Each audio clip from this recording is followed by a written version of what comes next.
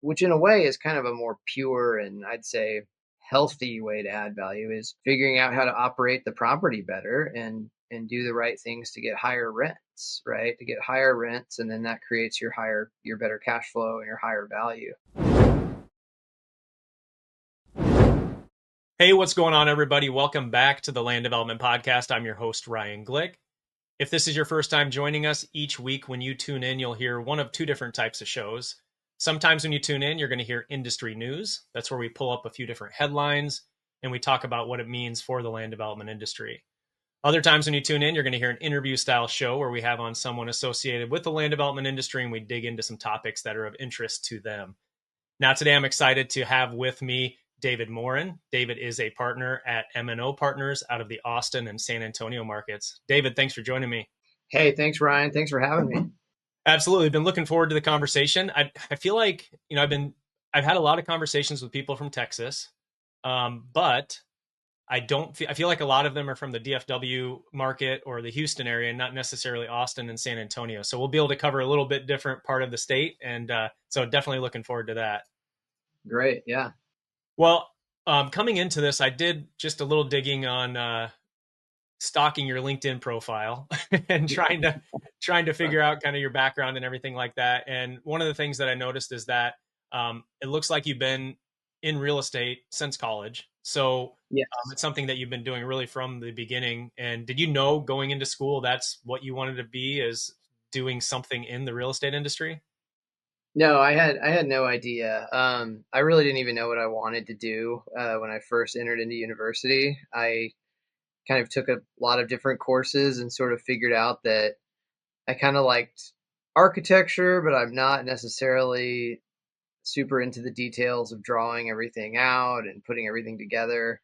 So I kind of gravitated a little bit towards urban planning, business, and economics. And so I actually got a degree at Texas A&M, a bachelor's degree in urban planning with minors in business and economics. So kind of perfect for real estate development. And then once I graduated, I managed to get my first job in a small kind of boutique investment sales multifamily brokerage in San Antonio.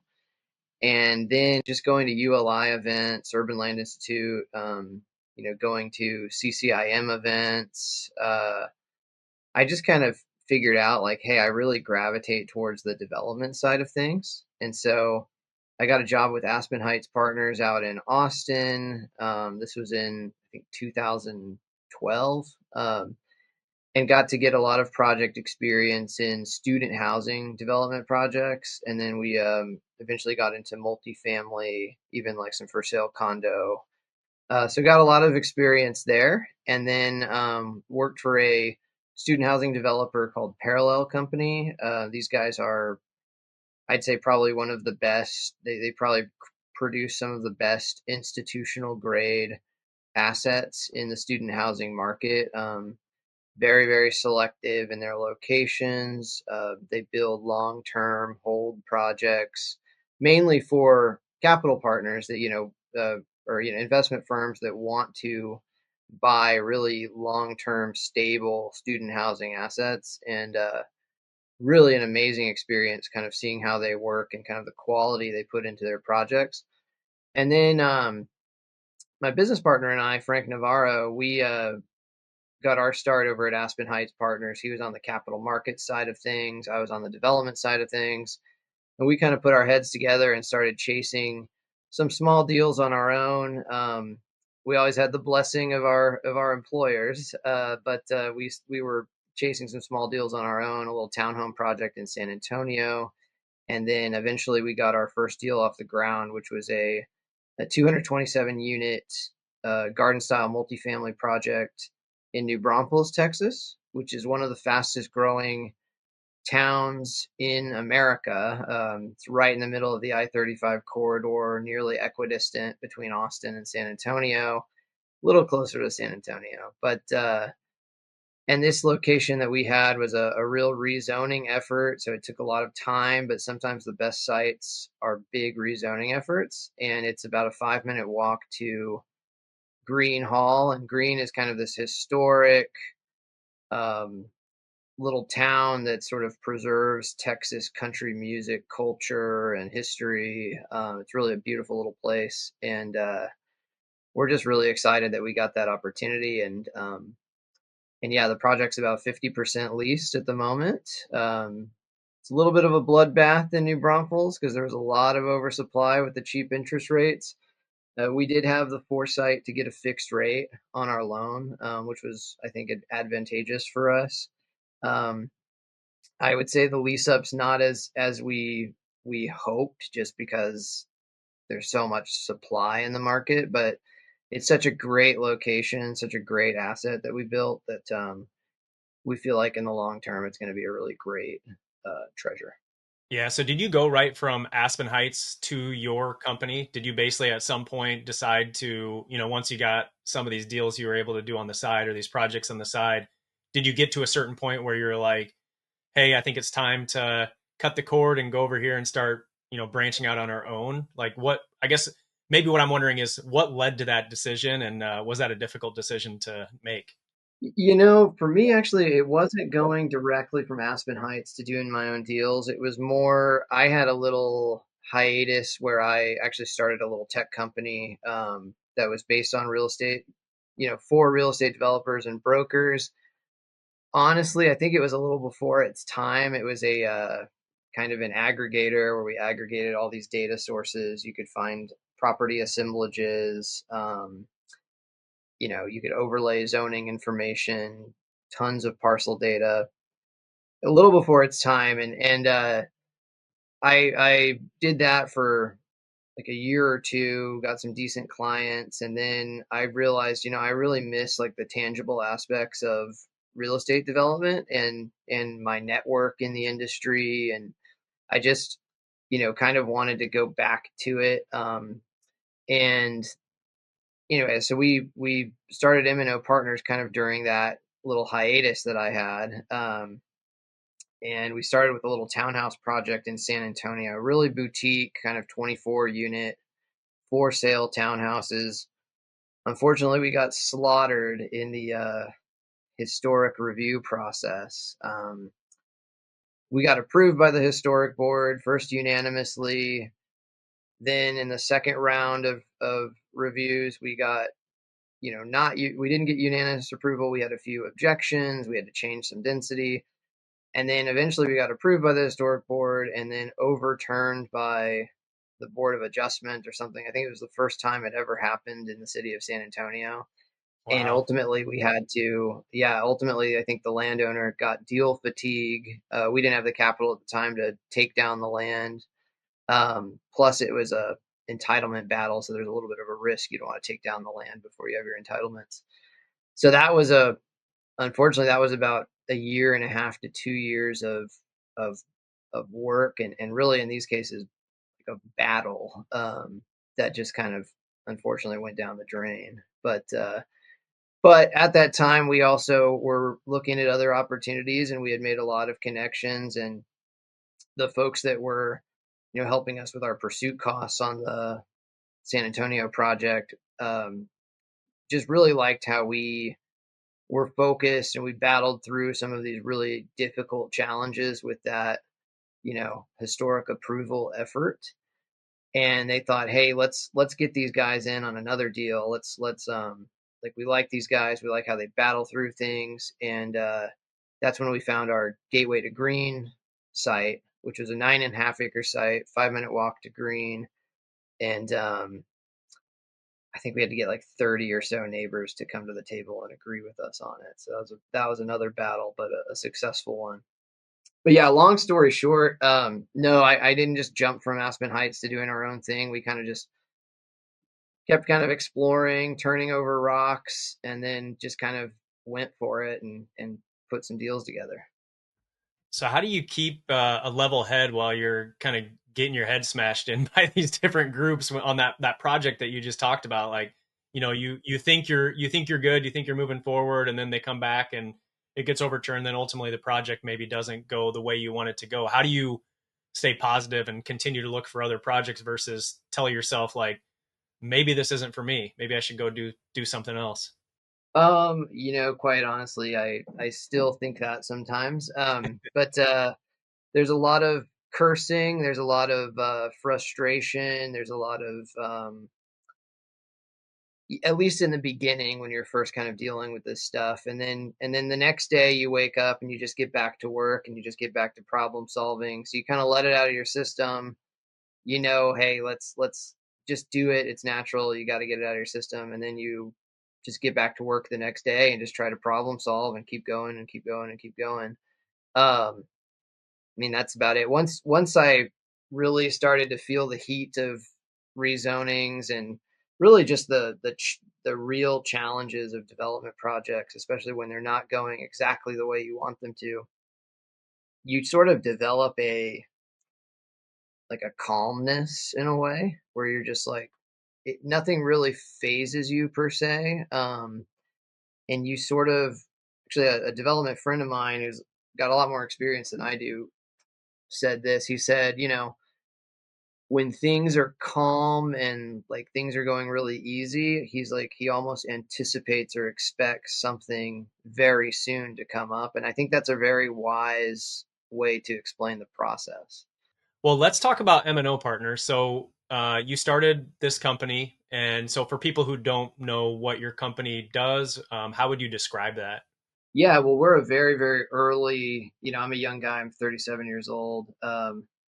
We're a very early company, right? We got our first project off the ground in 2022.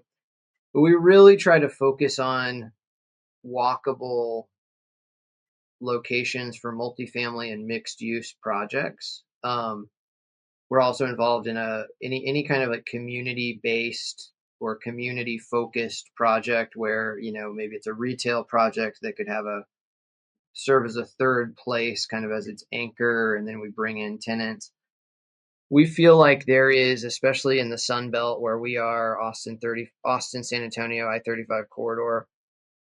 We just feel like there's a huge lack of walkable places. And so anytime you can fill in that gap with either a multifamily development, or you can bring people to a retail center where people can kind of walk around and go to different restaurants and whatnot, you're filling that gap, and you're supplying something that there's so much demand for, but such little supply for. And overall, our big thesis is that, you can develop multifamily anywhere, right? I mean, you can do it and you can just do single use garden style multifamily on the fringes of town. You can do that anywhere. It's often easier to get entitlements for that kind of stuff. But when things get difficult, right, when things are overbuilt, which right now, quite frankly, we're in this period, when things get overbuilt and, when things go wrong, having like strong locations is really one of the most, what is the fundamental law of real estate, right? Location, location, location. And so we try not to develop any kind of what we call a commodity product or commodity locations. We're really focused on enhancing the experience for our residents. When they find out, hey, I can walk to green, they start telling their friends. Like they're not used to that. We're not used to it in Texas, to where, oh, hey, I live at this apartment complex, and guess what? Yeah, I can walk down the street to hear country music. I can walk down the street and go tubing on the Guadalupe River.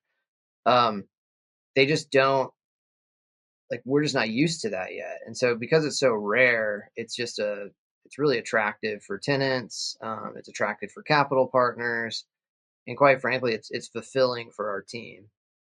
Yeah, I've always wondered about the walkability concept is I've always wondered if it's going to be more of a generational thing where maybe Gen Z or kind of that next generation is going to have to experience it more and more, and then eventually that generation will be more interested in the walkability because you still have a lot of people who are like, I want my car and I want my, I want my car and I want my yard, right? And it's like, well, that won't necessarily solve some of the affordability issues, but maybe some of those people who want their car and yard, they're not concerned necessarily about the affordability side of it. And so when it comes to walkability and everything, how do you, I guess, do you talk to different prospective tenants and try to understand in a certain area if that's what people want, or is it a combination of you're looking for what they want, but it's also something that I guess I'm kind of struggling with the words here of what I'm asking, but I'm just trying to figure out from a walkability standpoint, do you think it's going to be a generational thing? Oh no, I mean I think it's a traditional pattern and I think it lasts the test of time. I think what's a generational thing is actually sort of not knowing about that you can walk to different places, you can say hi to your neighbors, sort of how we've spread out and been so auto oriented.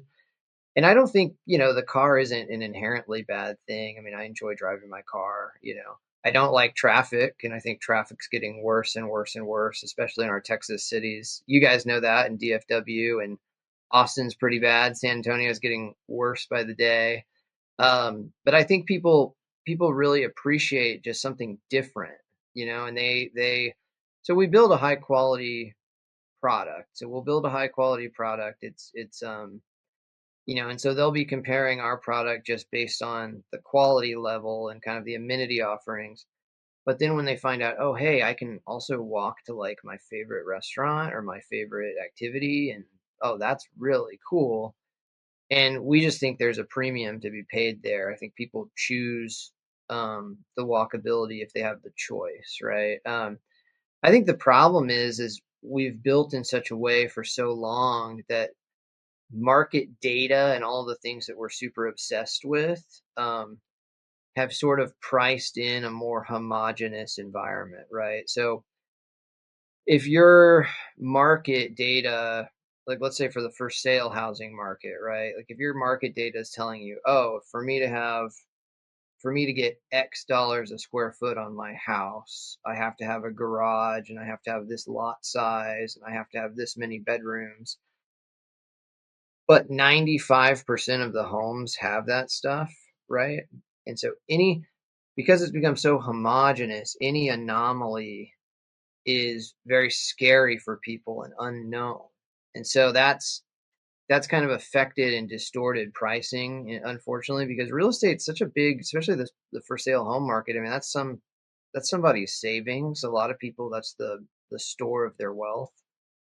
And we've sort of created this condition where it's a lot easier and predictable for companies to kind of build the same product over and over again. They have data that they're sort of prisoners to almost in a way.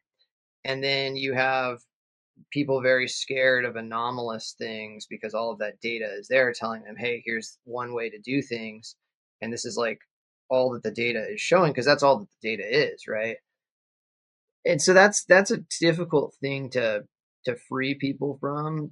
For us, it's pretty easy on the in with multifamily apartments. I mean, we know that you need an apartment. We know kind of the basic unit mix, like how many one bedrooms, how many two bedrooms, the sizing of things. We'll usually go and we'll find the highest performing floor plans in the market and we'll sort of design our unit mix around some of those floor plans because we know they're popular. We usually try to improve them too so that we can outcompete them. And then we try to look at all of the amenities and we try to at least match, if not better, the amenities that we offer compared to our competition. Sometimes they're going to have a bigger site or something, and so they have more space to build bigger amenities, better amenities. So you just have to kind of look and see that way. But it's pretty easy to get the base product down, but then we do have to make a little bit of an assumption on the premium that you would get for being in a walkable location. And it's interesting too because there's all sorts of different kinds of, I would say, walkability per se. Like for Gateway to Green, you can walk to an entertainment district, right? Well, that's a nice convenience to have, and people do enjoy that because they want to walk to interesting places. But it's less of a necessity than if, like, hey, I live downtown and I don't need my car to get to work. I can ride my bike. So there's a little more utility the more urban you get to being in a walkable location, especially if you're close to work. So we do have to kind of assume the premium, and we look at things like walk score premiums that the for sale home market's getting. We look at walk score premiums that other multifamily product is getting. But I can't say it's a perfect science. This episode of the Land Development Podcast is brought to you by Groove. Groove gives you access to over 150 parcel records across all 50 states. View ownership info, lot lines, and overlaid data like floodplains, wetlands, and school districts. Plus, track every conversation with a landowner right on the map. Start your free trial today at letsgroove.com/signup. That's letsgroov.com/signup. All right, let's get back to the show. When you were, and kind of shifting gears just slightly here, but when you were starting your company and kind of getting it off the ground, were there any people that you leaned on to help with kind of the business side of things versus, hey, maybe you've had a lot of experience with the projects and everything that goes into the projects, but when it comes to running a business and trying to make everything work there, did you have mentors you leaned on, or was it something you more so just, learned as you went? Yeah, well, so my business partner Frank, he has some family members that have done development in the past and do development today. So he was able to lean on them, especially in terms of setting up some of our systems. And then I think his background in capital markets and on the financial side of things really allowed us to set up some, good accounting systems and whatnot. I also have a small business background as well, so I've owned a few businesses, so that helped. But yeah, the business side of things, I mean, the complicated part of real estate development is all of the different entities that you have to set up and track in order to uh, minimize liability on projects. Because every project is its own entity, right? And then not only is every project its own entity, but there's a lot of different partners involved in each project and they're forming their own entities. And so I guess the entity tree can be very complicated in development. So you kind of have to get a grasp of that. But Frank got some good advice on those things. And he also has a master of finance from Boston University. So like they go into kind of these JV structures and entity trees and how to set things up. So that was really helpful for our company. But we've also had just a lot of mentors, a lot of people we've worked for, a lot of people we've just called up and had lunch with. The development community actually seems to enjoy helping other people in development. And I don't know if it's like just a natural season of life for some people where you just want to share your knowledge, but I find it's really easy to give somebody a call or shoot an email and get a lunch set up and get any kind of advice that you need. It's also an industry where I think because it's so challenging at times, there's sort of this level of empathy that people have.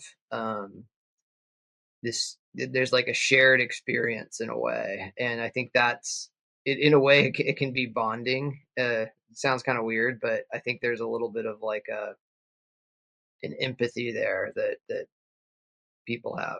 It's interesting. It is. I think, I mean, that's exactly what I've seen as well. I'm not a developer, but I talk to a lot of developers and everybody seems so willing to help. And even people who have been guests on the podcast and, just offer that up to people like, hey, shoot me a message if I have time, I'm happy to whatever, have a conversation. And then I talk to them later, find out that a bunch of people reached out to them and like they do seem to get satisfaction out of that, even if it's not somebody in their market or even if it is. I don't know if the community at large just thinks, with that there's abundance, right? They see abundance in the development projects that are out there and everything, and they don't feel like, oh, by me helping you, you're going to take something away from me. It doesn't feel like that at all. It's exactly like what you're saying, that people are very open to sharing their information, their knowledge that they've built over the years. Yeah, that's been my experience, and I also think as a lot of people get, a lot of the industry veterans get older and they're thinking more towards retirement. I mean, there's so many ways to split the pie in development that, sometimes folks have a land site or something. They don't want to develop it, but they've been sitting on it for a few years. They used to develop, they kind of like your energy. and so you form a deal with them. I mean, there's a lot of like, I mean, it's advantageous to be helpful.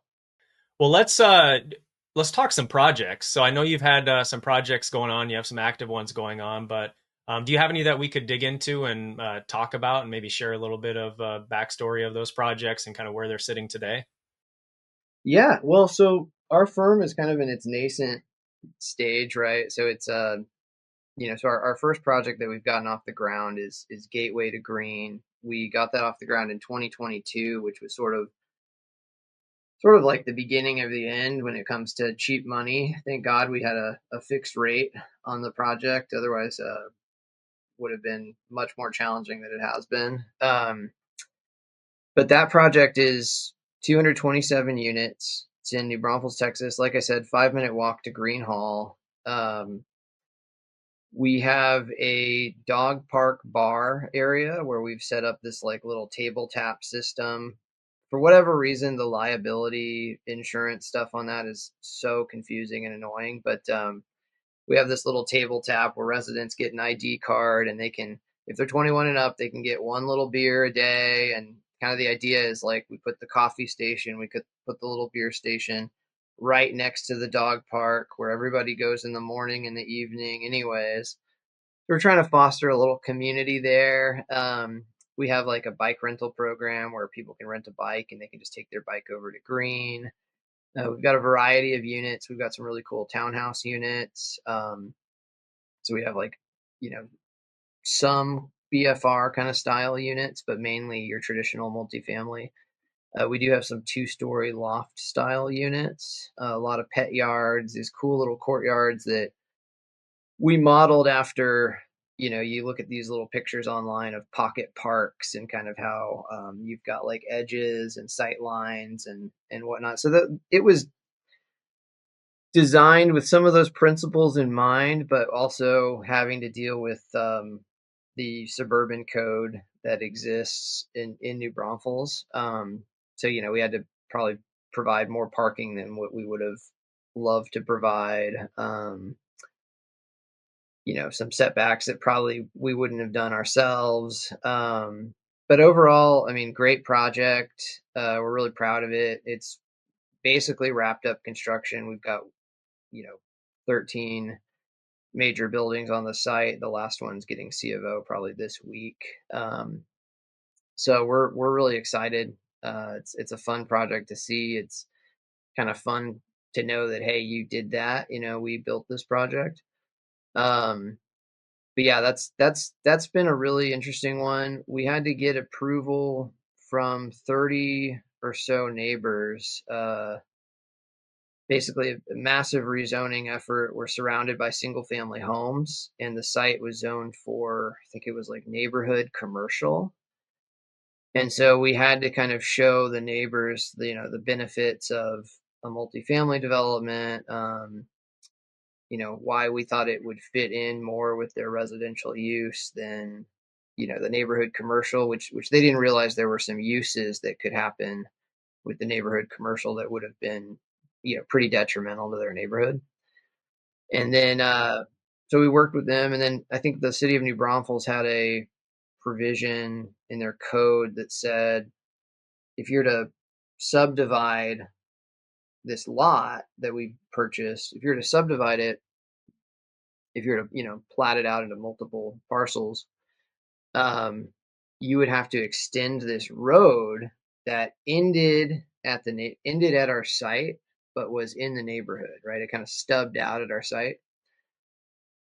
And so we told them, like, look, somebody could just subdivide this thing. They'll have to extend this road. And Green is a place where, at night you might have 500 people parking there, 1,000 people parking there. Who I really don't know, 1,500, 2,000, all to go to a concert, or get, dinner and this and that. Well, this was that would have been like maybe the third entry point into the district. So that entire neighborhood would have just been full of cars. So we managed to, kind of accommodate them and their needs. Hasn't always been easy. Of course, during construction, things can get a little interesting with anyone around. I mean, it makes a lot of sense. I mean, you have a massive construction project basically in their backyard. But but yeah, overall it's been been a fun project to work on, and we think the design's really nice. And from the feedback we're getting from residents, it's a great place to live. The market, unfortunately, I think what you're seeing in our area, I'm not sure. Yeah, I know DFW has been performing pretty well, but just in the Sun Belt in general, you had a lot of oversupply, temporary oversupply with the low interest rates. So, we've had to deal with that just like everybody else, offer concessions, slower lease up than we anticipated. But overall, we should be one of the top performing properties in the market when it's all said and done. Nice.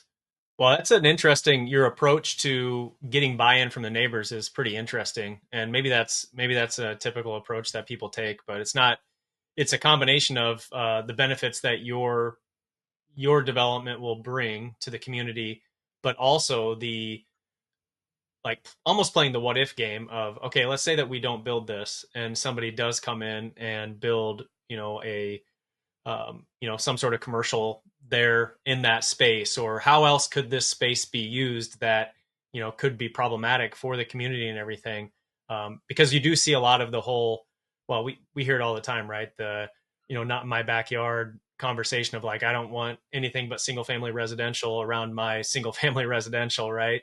And so it makes it challenging, and people will come in to stop projects because they don't want anything but what they're used to seeing and what they would like themselves. So that's an interesting approach that you mentioned that you took.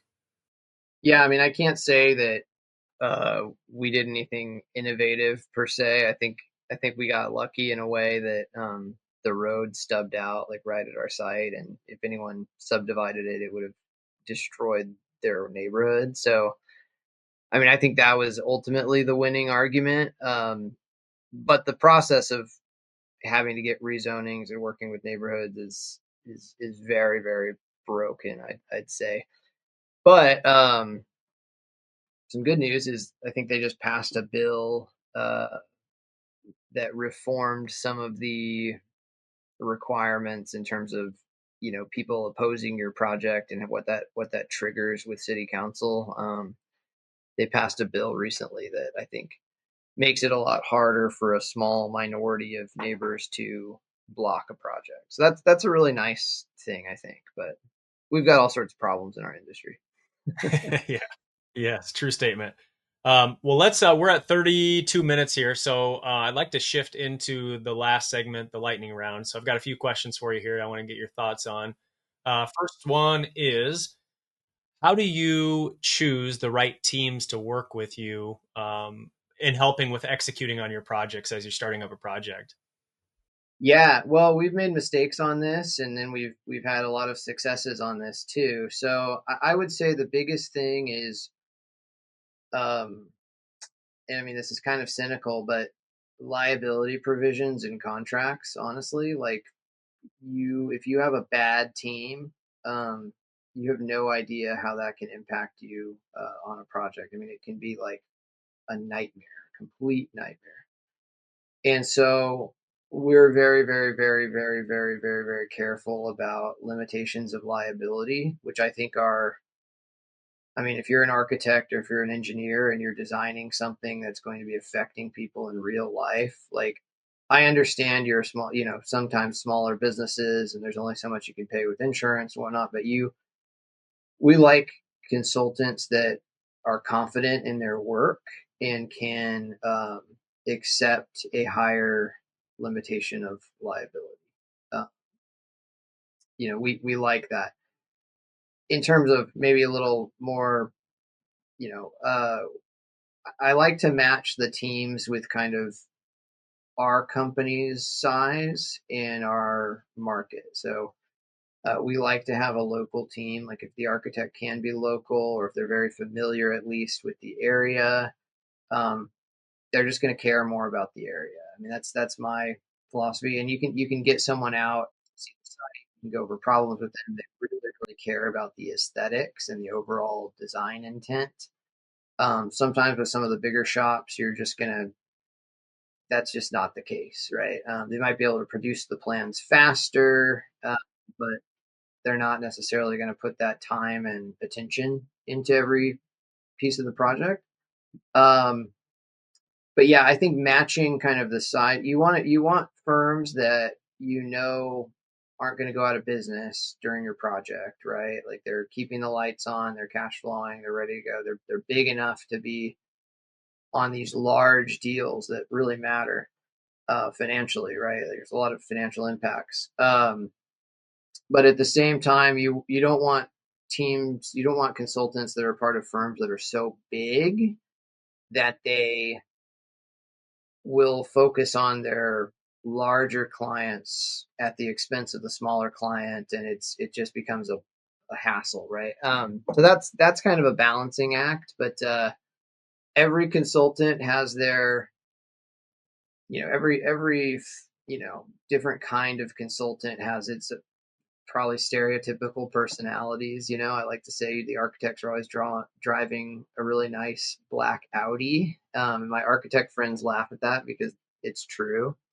And then, my engineering friends, they're driving, a big Tahoe, or they're driving a F-150, and they're just, they like more certainty, I think, a little bit. They're a little less care into the aesthetics, I would say. And then you have your contractors who are definitely driving big trucks, like huge trucks.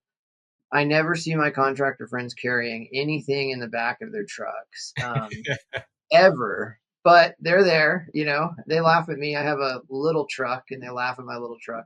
Um, so, you've got your different personalities and they're all fun to work with, and you have to kind of manage each kind of personality. But overall, you want a team that's kind of excited about your specific project. They see the vision. They're not too big to where they're not going to give you the time of day when things go tough. And they just care, which I can't tell you exactly how to do that every time.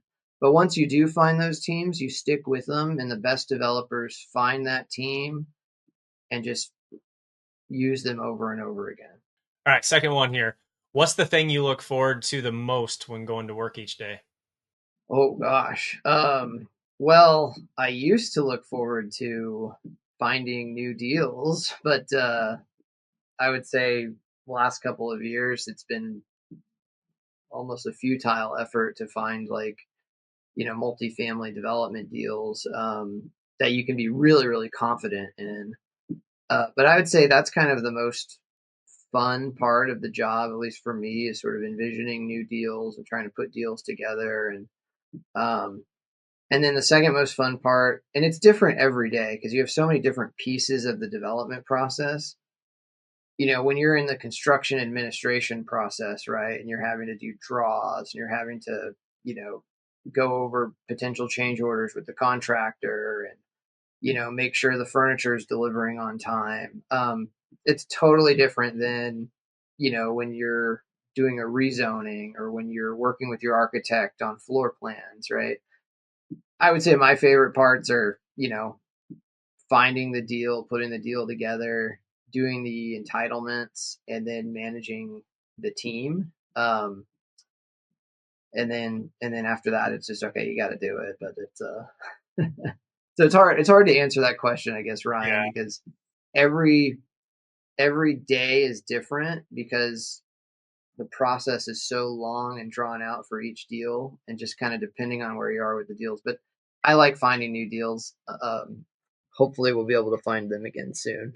Yeah. Well, I think that's also what makes it interesting too, is the fact that you're not doing the exact same thing every single day. So that's, at least from my standpoint, that would be a positive. Um, so I'm not sure if this is you or if it's Frank that would handle this, but what's a common mistake that you've seen when people try to raise money for their land development projects? I think overcomplicating the deal can be a mistake. So if it's not a clear and concise business plan, like, hey, we're going to be basically executing this business plan, we're going to be exiting the project at this date, we're speaking in the right metrics, given the business plan. So if it's a longer term hold, you want to be talking about your cash on cash return or your equity multiple. If it's a shorter merchant build kind of deal, you want to be talking about your IRR. So kind of like the right messaging to the right investors. And then also just sort of like, you know, making sure they understand that your team is solid and competent. So, if you're a young firm, we got our first deal off the ground because we had institutional development experience working for several different companies. But then also we put a team together of kind of recognizable consultants for uh, our prospective investors. And I think that gave everybody a lot of confidence because, hey, they're working with a good team, they've got a good reputation, um, and and then I think the biggest thing too is, which is not really in terms of your communication once you have a deal, but the location. I mean, the location. If you're starting out, if you have a great location, you went through the battle of getting a rezoning. You've created value, and people can see it. Like they don't want to go to a potential capital partners don't want to come out and visit some random site where you have to explain, well, it's gonna grow out here, and this is where all the rooftops are going, and there's going to be retail coming in, and this and that. I mean, that's important, and you can sell a project that way. But if you have a site where they can just intuitively see this is a great location, um, that helps. It's like a nonverbal way of selling the deal. Yeah. All right. Let's see here. Fourth one. What's one thing that you would change with the red tape in the development process? Oh, one thing. There's like 10. But what's one? Gosh, one thing. That's a really tough, tough question.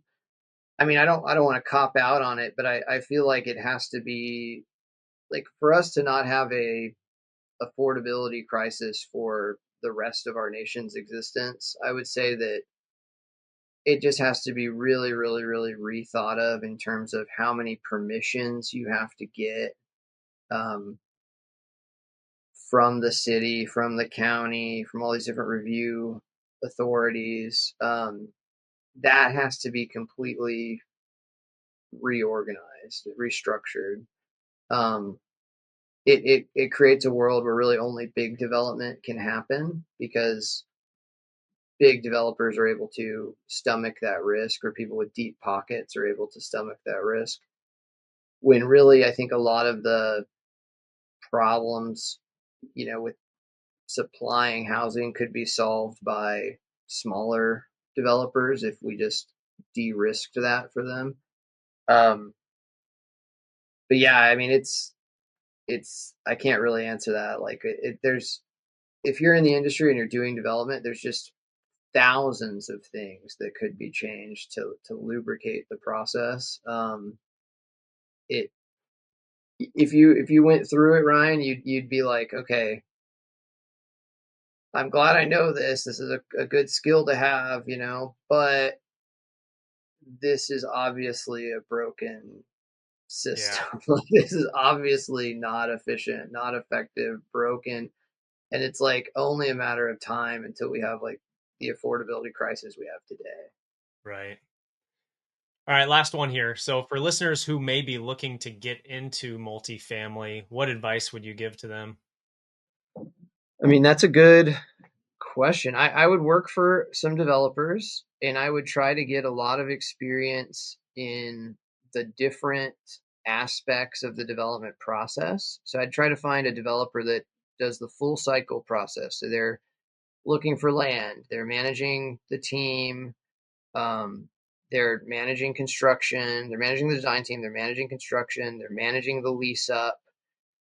And I would say you can come into development in a lot of different ways. I don't think there's one particular path, but I think in the future there's going to be a real need for operational experience. So, um, I think people that really understand how an asset works, maybe someone that's owned a multifamily building and they've had to kind of be on the ground a little bit with the management team and they kind of see how things function. Um, I actually think that's going to be a really big way to add value in the industry moving forward. We just don't know where rates are going. We just don't, right? And we were in an environment where rates just kept getting lower and lower and lower. That kind of bails you out a little bit when you sell your project because the cap rates are getting lower and lower.